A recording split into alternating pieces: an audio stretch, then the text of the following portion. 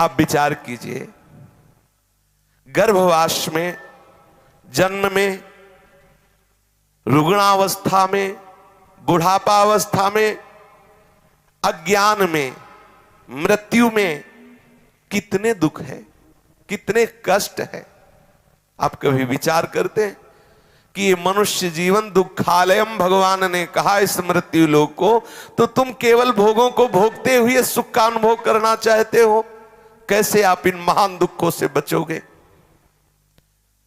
आप विचार कीजिए, मल के द्वारा ढके हुए गर्भ में अत्यंत सुकुमार शरीर से युक्त होकर जब हम थे, तो वहां बहुत छोटे छोटे कीड़े अंदर गर्भ में होते, छोटे छोटे कीड़े, वो उसको काटते हैं।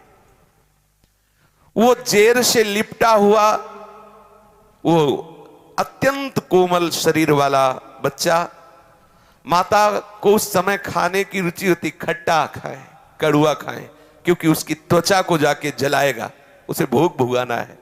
उसको उसकी जिह्वा में मांग होने लगती, मैं खट्टा खाऊं, तीखा खाऊं, चरफरा खाऊं।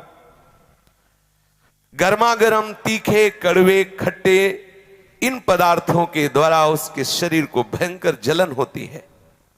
हाथ पैर पूरी तरह वो फैला नहीं सकता, क्योंकि कुंडलाकार होता है, कुंडलाकार ऐसे। घृणित, वो जो ज्ञान था, वो जो आनंद था, वो जो संकल्प था, वो कहां गया। जैसे कांटों से बिधा हुआ कोई कृमि तड़पता है, ऐसे वो घृणित पदार्थों के बीच में कृमि की तरह छटपटाता होता है। उसे उठाते हैं, बच्चा हुआ, आनंद मनाते हैं जगत में। उसको करवट बदलने की भी सामर्थ्य नहीं है अभी।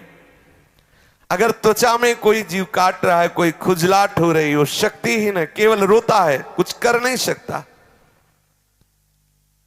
जब मां दुग्ध पान कराएगी तभी वो पा सकता है, नहीं भूख से व्याकुल होकर वो रोता है, कीड़े की तरह छटपटाता रहता है, कुछ ना बोल सकता है, ना कुछ कह सकता है, केवल सहता है। आप कभी अनुभव किए कि हम कितना कष्ट भोग कर आए हैं। सामर्थ्यहीन वो बच्चा जो अपने दुखों का ना तो किसी से वर्णन कर सकता है, ना अपने को बचा सकता है, वो दुख भोगते हुए थोड़ा बड़ा हुआ, तत्काल उसके ऊपर तीनों तापों का प्रभाव घेर लिया, आधिदैविक, आधि भौतिक, आध्यात्मिक। वो अज्ञान अंधकार से विमूढ़ हुआ, अंतःकरण मलिन, मैं कहां हूं, मैं कौन हूं, क्या अधर्म है, कौन से मार्ग का अवलंबन करना चाहिए, कौन से मार्ग का निषेध है, ये सब बातें भूल गया। क्या कार्य दोष युक्त है, क्या कार्य निर्दोष है, विवेक शक्ति खो गई। अनेक चिंताओं से ग्रस्त यौवन अवस्था को प्राप्त हुआ। मदांध, जो मन में आया वही कर रहे। शिश्न और उदर की परायणता, केवल जीव का स्वाद और जनेन्द्री का स्वाद, दो ही लक्ष्य रह गए। पशु सदृश मूढ़, वो फिर भूल गया कि वही कर्म कर रहे हो जिससे पुनः तुम्हारी दुर्गति होगी। अज्ञानवश नाना प्रकार के भोगों का अपने को स्वामी मानकर भोगता है। मैं बलवान, मैं बुद्धिमान, मैं ऐसा, मैं तमोगुण बढ़ने लगा, स्वभाव विपरीत जा रहा है, जड़ता उत्पन्न हो गई। अज्ञान, शास्त्र की बातें रुचती नहीं, सुहाती नहीं, और प्रतिकूलता की बातें आ गई। प्रमाद की हद हो गई, जो शास्त्र कहता ठीक उसके विपरीत आचरण, प्रमाद। अब वो ऐसे कर्म आरंभ करता है जिससे उसको भोग मिले, भोग सामग्रियां मिले, वो चाहे शास्त्र विरुद्ध हो, चाहे हिंसात्मक हो, चाहे जितना निंदनीय कर्म हो। जड़ता से युक्त हो गया, जड़ता। ये शरीर से अहम कर लेना, यही जड़ता है। वो ऐसे कर्म करने लगता है कि उसे नरकों की प्राप्ति होती है। अरे मूर्खता का त्याग करो। ये लोक परलोक के विवेक से शून्य होकर केवल पशुता से युक्त हो गए। अज्ञान जनित यौवन अवस्था में ऐसे ऐसे भयंकर अपराध करता है मनुष्य, पूछो मत। भयंकर अपराध, आज ऐसा किया जाए, आज ये पाया जाए, चलो उसको काटो, आज ऐसा किया, उसको खाया जाए, ऐसा किया जाए। उसको पता नहीं है कि तुम जिन कर्मों को कर रहे हो तुम्हारे लिए कितना घातक कर्म होगा। वो यौवन अवस्था में कुकर्म करते हुए, प्रमादवश ऐसे ऐसे कर्म करते हुए जो आया था मुक्त होने के लिए, पुनः दुर्गति की तरफ बढ़ने लगा। अब भयंकर रोग आने लगे, रोगों से ग्रसित शरीर जर्जर होने लगा, शिथिल होने लगा, दांत गिर गए, मांस ढीला हो गया, स्नायु नाड़ियां ढक गई, आंखें धस गई, नशा हिरन हो गया, जवानी का उतर गया। अब क्या करे, कर्म ऐसे हो गए कि बड़बड़ाते रहो, भजन नहीं होगा, ठाकुर का चिंतन नहीं होगा। अब नाक बह रही, नाक पोंछने की भी ताकत नहीं रह गई जो भुजाएं ठोकते थे। जब वृद्धावस्था आई तो नाक पोंछने की ताकत नहीं रह गई, खखारते हैं, दूर थूक भी नहीं सकते, दाढ़ी में ही गिरता है, ऐसे लाल टपकती है। और वही ताल ठोकते थे कि देखें भारत में कोई हमें परास्त कर दे। समय है, समय, तुम्हें समय दिया गया है। अब वो ठीक से लोटा में पानी लेके नहीं पी सकता, ऐसे हाथ कांपता है। लोग कहते हैं कि आपने ऐसा किया तो किसी की गर्दन हर समय ऐसी होती है। बोले नहीं आप क्या, बोले वो कह ले रहे उनकी गर्दन ऐसे होती, कुछ ऐसे होते, बस ये ऐसे कहते हैं, ऐसे ऐसे होती है। बोले अब वो संभालना चाहते कि हम नहीं कहे, लेकिन ऐसे ऐसे हो रही गर्दन, क्योंकि शरीर में कंपन लो, हड्डियां कमजोर हो गई, जरा सा ठोकर लगी गिरे, बोले टांग टूट गई, ये टूट गया, वो टूट गया, कुबड़ा हो गया शरीर, जठराग्नि मंद हो गई, आहार कम हो गया, शरीर की समस्त चेष्टाएं शिथिल होने लगी। पर विषयी मन उस समय भी वैसे ही विषय चिंतन में बावरा हो रहा है, फिर भी होश नहीं आ रहे। अरे अब तो राधा बोलो, अब तो कृष्ण बोलो, अब तो हरि बोलो। अब वो उठना बैठना, सोना जागना, चलना फिरना, शौच स्नान खाना, सब उसके लिए दूभर हो रहा है। कोई दूसरा खवा, हाथ नहीं काम कर रहा, दांत है नहीं तो दांत काम नहीं कर रहा, बोले नए लगवा लेंगे, कब तक, हाथ नहीं काम कर रही, अब नए लगवाओ हाथ, दांत तो नहीं लगवा हाथ, बोले आंख, बोले हम नहीं बनवा लेंगे, अब इंद्री ही काम नहीं कर रही, दृष्टि ही काम नहीं कर रही, तो आंख बदलते रहो। जब आपकी नेत्रेंद्री काम नहीं करेगी तो ऊपर नेत्र गोलक बदलने से थोड़ी।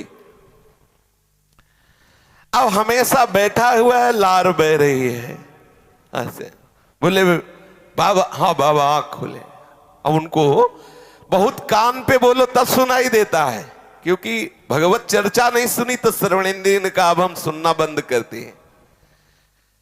अब कान के पास बुला रहे हैं, वो बोल रहे कुछ, वो समझ रहे कुछ, वो बोल रहे कुछ, वो समझ रहे कुछ, घर वाले गाली दे रहे, दिमाग खराब, कौन उसके पास जाए, जाओगे तो एक तो गंध आती है और लार बह रही, कहो तो कुछ सुनता नहीं, ये बुढ़ा मर भी नहीं जाता, ऐसे बोलते हैं। ऐसे इंद्रियों पर कभी अधिकार नहीं किया, सदा इंद्रियों के अधीन होकर पापाचरण करता रहा, फिर पहुंच गया मृत्यु के समीप, फिर गया।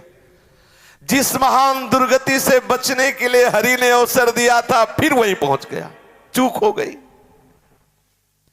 अब उस समय उसको जितने उसने पाप किए, भोग भोगे, वो सब एक साथ आकर्षित करते, ध्यान रखना, आकर्षित करते हैं।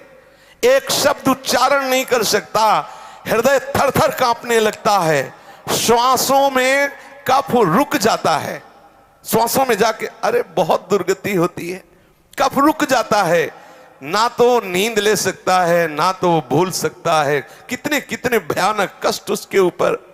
स्त्री पुत्र नौकर चाकर सब उसकी अवहेलना करने लगते, वो बोलना चाहता, सुनो हमें प्यास लगी है, वो निकल गए, पास से निकल गए।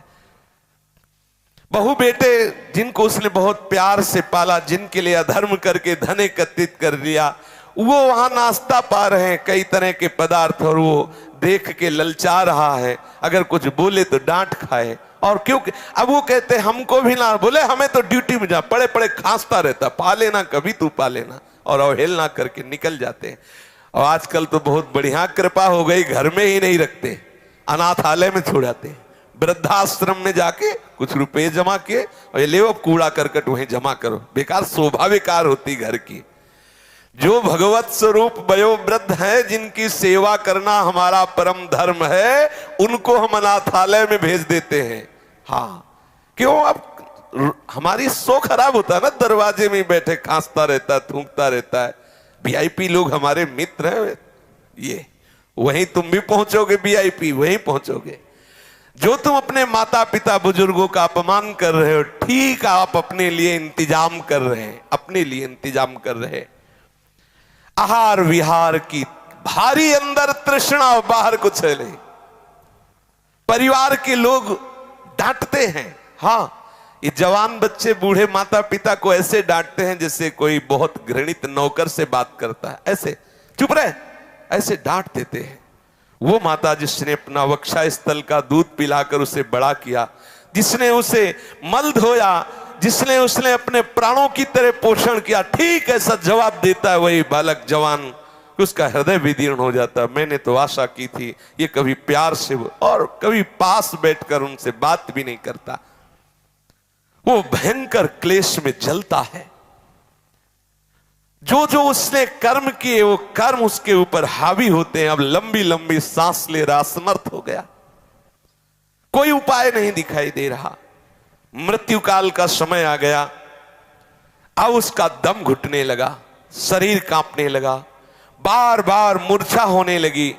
ऐसी अवस्था में उसका चिंतन फंसता है, मेरे धन का क्या होगा? ये सब वो भोगेंगे जिनके लिए मैंने सब कमाया, वही मुझे गाली दे रहे हैं। ये धन भोगेंगे, मेरा धन भोगेंगे। वो चिंतन कर रहा पड़े पड़े, मेरे पीछे ये मेरी स्त्री कैसे रहेगी? क्योंकि इसने जीवन भर हमें प्यार किया, अब वो भी वृद्ध है, इसकी पता नहीं बच्चे देख रेख करेंगे कि नहीं करेंगे। ये नौकर लोग पता नहीं हमारे परिवार का ख्याल करेंगे कि नहीं करेंगे। बड़ा बस यही चिंतन। एक ऐसे ही चिंतन किए, मरे तो कुत्ता बने आकर के, और अपने दरवाजे में छोटे पिल्ला बने। जब पत्नी को देखते कू कू करके पत्नी लात मारती है, वो अब वो फिर उसकी तरफ तो लड़कों को बुलाती, ये दुष्ट डंडे मार को को करके भागता, ना रोटी मिलती है, वो घर की तरफ भागता, क्योंकि उसको ये था मेरा ही घर है ना। दुर्दशा होनी। छिपकली बन के दीवार में रंगोगे, घर वाले निकाल के मार डालेंगे, मारो इसको छिपकली, सांप मारो इसको, मारो, क्योंकि इसने भजन नहीं किया, अब आके घर में रहना चाहता है। ममता जनित चिंताओं से वो मरणासन मनुष्य व्याकुल हो जाता है। महाबलशाली भगवान यमराज के पार्षद जो भयंकर देह, केवल लघु शंका छूट जाती उनको देखने से। इतने भयंकर हैं यमदूत, ऐसे थोड़ी है। देखने से जब आके घुर्राते हैं तो लघु शंका छूट जाती है, घुरघुराहट शुरू हो जाती है। अब कभी भजन किया नहीं तो सर्व समर्थ श्री हरि प्रिया का याद नहीं आया, स्मरण नहीं आया, नहीं वो बचा लेते। आंखें उलट गईं, तालु कंठ ओठ सूख गए, भीषण यंत्रणा, बार बार हाथ पैर पटकता है, कंठ रुक जाता है, श्वास की गति रुक गई, गले में कफ आके अटक गया और यमराज के दूत पिटाई शुरू किया, निकल बाहर इस घर से। मिला था ये शरीर तेरे को भजन करने के लिए, अपराध के, अब चल तुझे हम दिखाते हैं उसका परिणाम क्या होता है। अब वो बड़ा व्याकुल, यम किंकरों की मार से व्याकुल होकर प्राण निकलते हैं, ऐसे नहीं निकलते। मृत्यु के समय अपार कष्ट सहता हुआ वो प्राण त्यागता है। उस मनुष्य को जो धर्म विरुद्ध आचरण किए, पापाचरण किए, यमदूत पीटते हुए, नाना प्रकार की भयंकर यातना देते हुए, घुड़कते हुए, घसीटते हुए उसे ले जाते हैं यमपुरी, जहां से ले जाया जाता है गरम बालू, अग्नि और नुकीले यंत्र लगे हुए मार्ग में, घुस जाए पैर में, जलती हुई भयंकर उस यात्रा को घसीटते हुए पूर्ण करते हैं। न पानी न भोजन न मार, ऊपर से चल रही वो भयंकर नरकों की यंत्रणा को भोगता है। आप सोचते हैं कि हमें भजन करने की क्या जरूरत है, सत्संग सुनने की क्या जरूरत है, नियम संयम धारण करने की क्या जरूरत है? इसलिए जरूरत है कि तुम्हारी ऐसी दुर्गति ना हो। तुम समझते केवल पशुओं की तरह कमा लो, खा लो, मनमानी आचरण कर लो, कोई देखता तो है नहीं। भूल मत करो। बड़े बड़े महापुरुषों ने जो निश्चय किया है ये उनके अनुभव के विषय है। साक्षात भगवत स्वरूप भगवान व्यासदेव जी, श्री सुखदेव जी, ये साक्षात भगवान हैं, ये वर्णन कर रहे हैं। ऐसा है, इसलिए डरते रहो, कोई अपराध न बने और निरंतर भजन में रहो। शेष चर्चा आगे। श्री राधा वल्लभ लाल की जय।